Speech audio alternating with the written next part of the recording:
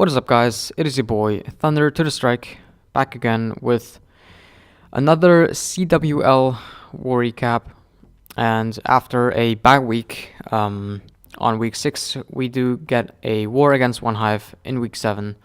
As you can see, ending score is 112 to 112. I'm sure a few of you have seen the results on the CWL Discord server or on Twitter. OneHive edging us out on the percentage. They roughly had 1.5 average destruction percentage more than Schlitzes did. So great job to OneHive. So it did come down to the 10v11 percentages, and OneHive just did a better job at that. I'll be showing a 10v11 as well from our side. So we had 3 10v10s on OneHive's 2 10v10s, so we actually, for once in one war, we did edge the opponent out on 10v10s, but on the other hand, we did fail 2 dips over their 1 dip, so it kind of canceled out the tunnel 10 triples, if it, like, tunnel 10 triples being 10v10 or 11v10 dips.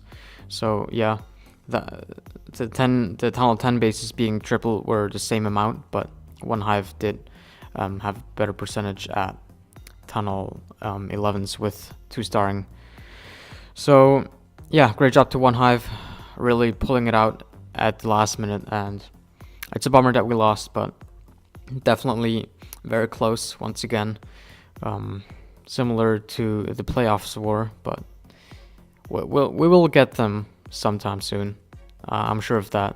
But yeah, our new record now is 4-3, and OneHive is advancing to 6-1. So great job to OneHive, and definitely good luck. Or I don't know if they need luck, because they do have a lot of luck. But yeah, good luck to OneHive going on to the season, and I hope we can rebound from this loss next week against Annihilate. So I'm looking forward to that. First one we're going to look at is number 1, the Dugan. Very nice by him. Was a base that we had to attack 4 times, all in all. So definitely a difficult base to take out. But the Dugan coming in here, doing a great job. He's actually going to use minions and a few loons on this mortar and archer tower to get all these trash buildings with 2 archers only. So this was already 4%, and as you could see, the percentage, the ending percentage was 45%, 54, sorry, of course, for a 2-star, you gotta have more than 50%, and yeah, any percentage over 50% is nice, but OneHive definitely did have very good tunnel 11 bases, so kudos to your tunnel 11 building.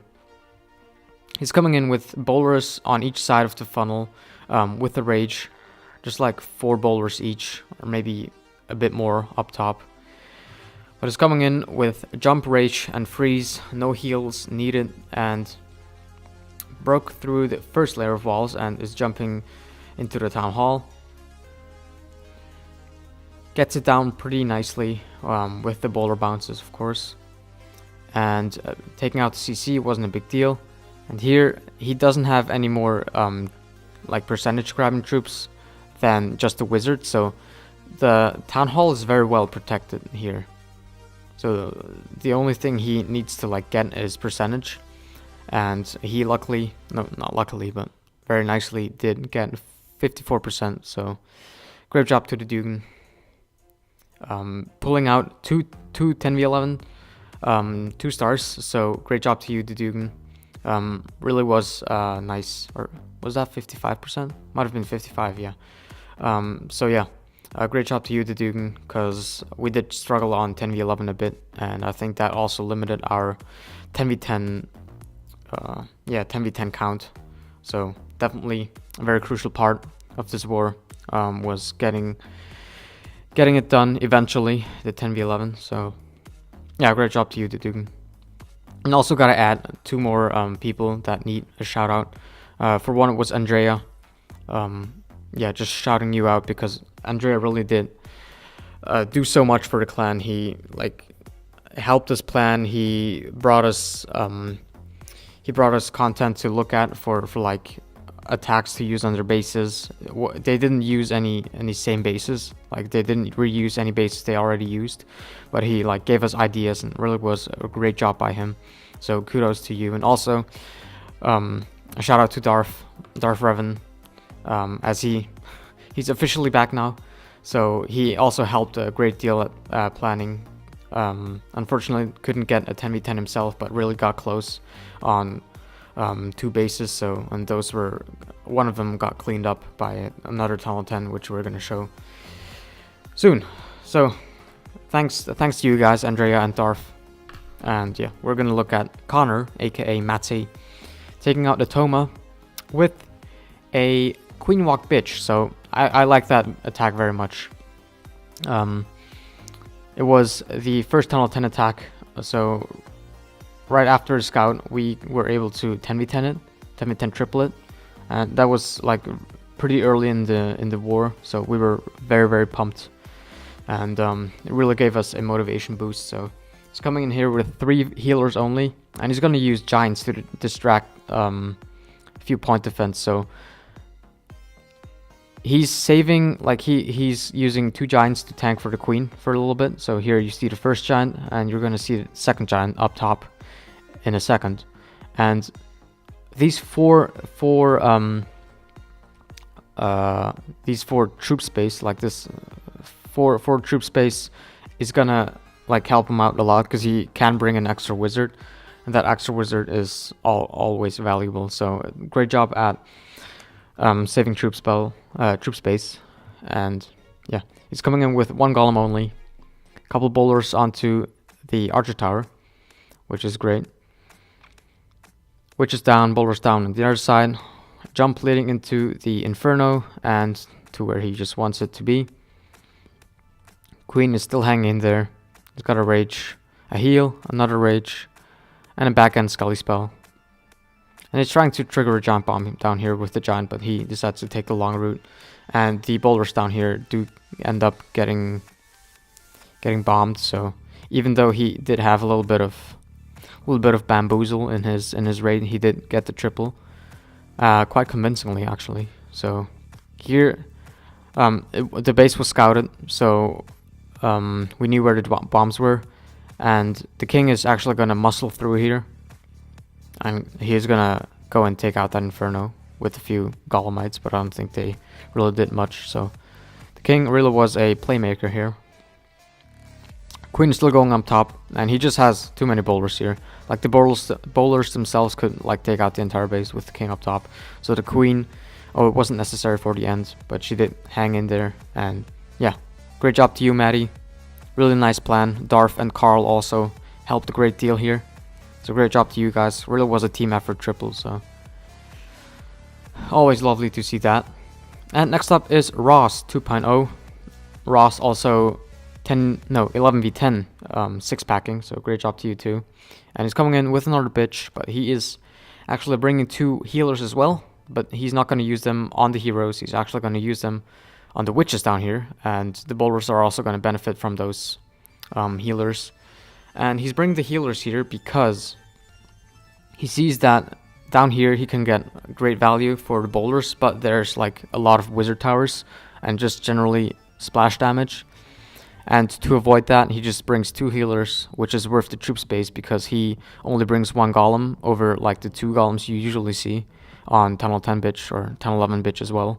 So he can save the 30 troop spell and invest it in 2 healers. And this pack of bowlers and witches are going to do great up there. So it's going to come in with another 2 jumps, not leading into a second inferno. So he doesn't have a 3rd jump, which you usually see on Tunnel 11 attacks, because they do have an extra extra spell slot. I'm sorry, I'm messing up quite a few words here, but I hope you don't mind. And the group up top is still doing great. The bowlers kind of died, but the witches are still still going. And I guess that is also like the component in that Tunnel 9 witch attack on... Is it called the witch slap? I think so. It's a pretty silly name, to be honest, but... Yeah, it's also like... Healers on witches is pretty strong. And the queen is just gonna take out the last few defenses casually. With the golem tanking, and up top the wizard tower is being tanked by skeletons, so... Very nicely done by Ross. I think, yeah, this was a fresh triple, so not even a scout needed for this triple. And great job to you, Ross, also on your Tunnel 11. Bringing home the 6-pack. And, yeah. Next up is number 21. And this is Carl. With the original plan from Darth. So, yeah, great job to Darth and for Carl. For finishing off the base. Gonna come in here with dragons, so very nice to see. He's gonna be queen walking and charging the 4 air defenses up top, and gonna take out the rest of the base with dragons. So here there's a grounded expo, and he's gonna take advantage of that. So he's gonna come in with some crazy wall breakers. The first few wall breakers actually don't get it done like what he intended to do. He tried to break open that junction, and he's gonna follow with him with a few more wall breakers. He's gonna rage here, and as you can see, the rage effect is right there, and those 3 wall breakers are actually 1 wall breaker only broke through, but he still had the rage spell effect. That was pretty crazy. I'm actually still puzzled how that wall breaker still had the rage effect on him. So let's zoom out again. He's gonna send in a few loons straight to the Inferno with the haste. The dragons, of course, up top, and a few additional loons. Dragons only are great, but dragons with loons, especially if you have rage and heal spells, is so valuable. So they're going to be taking out a lot of defenses before the dragons, and the dragons are just tanking. King is also being used for the dragon funneling, so that's great use of the king. The queen ability is being used, but all the air targeting defense, like the Expo and the Tesla, did go onto the dragons, so the queen didn't have to deal with that much point defense. And she's actually going to reach the last air defenses with the last jump. So, not sure if like he intended to put that jump there or like on this junction, because there were so crazy wall breakers, but he did bring 9 wall breakers after all, so I think this was the original plan. Great job to you, Carl. Definitely a very crazy queen walk, and the queen is just barely hanging in there, and she's gonna be taking out the last cannon. Let's fast forward through that. Yeah, those were our 3 10v10 triples. Definitely very satisfying to see us having more 10v10 triples than the opponent clan, but so bummed out that it didn't work out this time. But yeah, keep our heads up, Chiefs. Keeping it up. So moving on, we will look at number 34, Saud, and he's gonna use my favorite attack strategy, the cold-blooded GoBoLalo. And this is the pretty standard attack comp, so if you want to be FCing with that, definitely use this. I'm still working on this attack strategy video and strategy guide, and yeah, stay tuned for that. And it's gonna come in with the 1 golem. It's gonna break into that first compartment, then jump through. Definitely could have jumped on the outside here, but his jump actually makes it the base so much more accessible for his bowlers and the king. And you might think this base is symmetrical, so you could have gone in from 9 o'clock side, but actually the CC and Archer Queen range is quite important in these kind of raids, where you don't wanna encounter the CC and have to deal with the queen at the same time. So here the CC and queen range are quite different. Like you can see the golem is in range of the CC, but not in range of the queen for a long time, which wouldn't be the case on the other side. It's pretty identical. So you want to keep an eye out for that, just to make sure your kill squad doesn't have to deal with the queen DPS and all the CC troops at the same time, which is quite crucial for your raids. So haven't seen a lot of people thinking about that, so definitely if you do plan a raid, just check if that is the case, and if not, maybe have a few adjustments. I don't know. So it's gonna use the heal and the rage on the kill squad because of the extended jump. So he's gonna make quite a deep push here, and the queen's just beasting. The bowlers also. It's gonna come in from 12 o'clock with his Lalo, 2 hounds, bunch of loons, gonna haste them. And yeah, just again on Lalos, it's so much more easier to like create a U shape for your loons to path through. And yeah, 2 bunched up air defenses makes it so much more easier to tank both of them at the same time, so you don't have to necessarily bring that much more hounds. And he has so many loons up. Unfortunately, no heal spell for the back end, but he does have 2 more loons to tank the wizard towers, or at least one of them. Right there. So nicely done by Saud. And yeah, just a great plan. I'm gonna fast forward the cleanup process. And a great attack. I really love this attack comp, and really would wish more people would use it, but OneHive had a lot of anti-air bases, so this was one of the few air attacks. And I'm actually also going to show an air attack by me. Where is it? Oh, 35. Sorry. Yeah, I usually don't show my raids on worry caps, but because we had so many ground attacks in the live attack episode yesterday, I want to show a few air attacks because OneHive had so anti-air bases. So many anti-air bases. So I'm coming in here with 1 golem, no bowlers in the CC, so this is not a CWL because I cannot get the queen and 2 air defenses with 1 golem and bowlers only. Was kind of lucky here on the king that he backtracks, but yeah, calculated.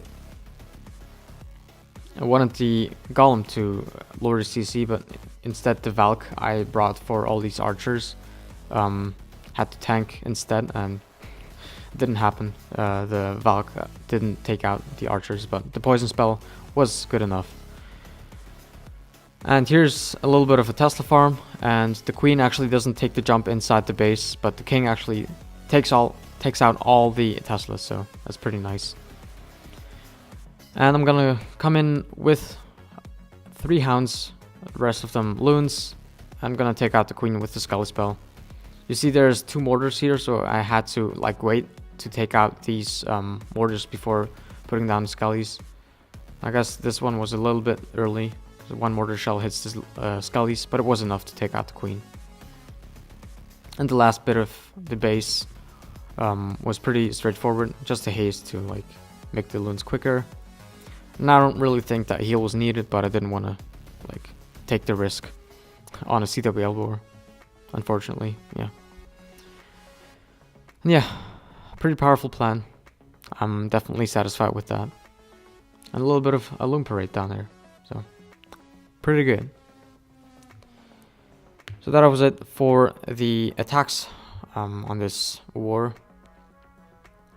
Yeah, just again, we had more 10v10s, which was great, and I really hope we do better, or like stay consistent for the rest of the season, because the playoff spots are very, very popular. Of course, everybody wants to get into playoffs, get some action in there, and I still think we have a very good chance of doing going to the playoffs.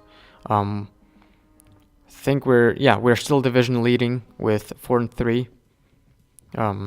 But yeah, definitely looking forward to the future of the CWL, despite all the behind the scenes things going on with like drama and salt and whatever. But yeah, keep looking forward to the weekend for the next CWL action, because I said it before, Darth is back, and we will be doing videos together. So stay tuned for that. I think we're gonna do some pick'ems or something like that. Not sure yet, but we're definitely gonna team up and do some fire content. So until then, fun and strike out.